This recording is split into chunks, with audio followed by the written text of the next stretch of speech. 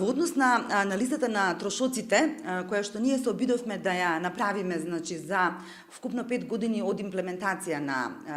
екстерното оценување и тестирање, нели, како еден вид реформа која што се спроведе кај нас во Македонија, за жал одреден дел на податоците не беа достапни. Ние се обидовме и упативме барање за пристап до информација од јавен карактер за многу од ставките за кои што сметавме дека се битни, нели, како еден вид трошок направен и поврзан со екстерното оценување и тестирање, каде што вкупно влегуваа, значи, и плати, одвојување на дел, нели, на плати за луѓето кои што работат на оваа реформа, понатаму дел, нели, на подготовка на прашањата кои што се однесуваат исто така со дел од времето што го прават и наставниците и вработените во Биро за развој на образование за да ги изготват прашањата, како и дел поврзани, значи, со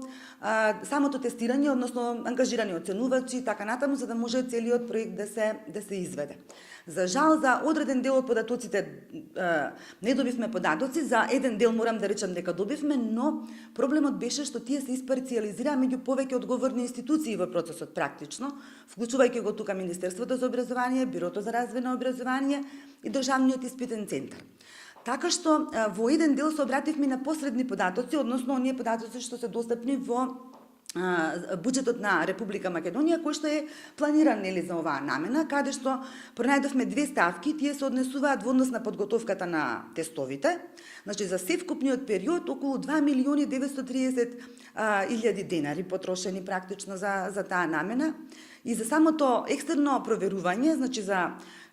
спроведување на процесот 55.595.000 денари.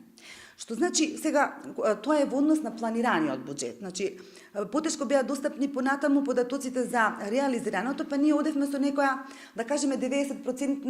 реализација, значи наша некоја проценка на, да кажеме, трошењето на овие пари. Тоа сето ни овозможува сега да речеме дека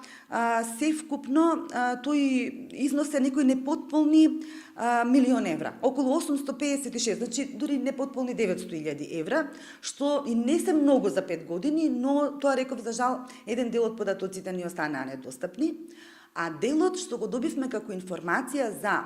бруто плати што се однесуваат на луѓето што работат во таа област, повторно околу 1.400.000 евра. Значи, за сите 5 години повторно нагласувам, така што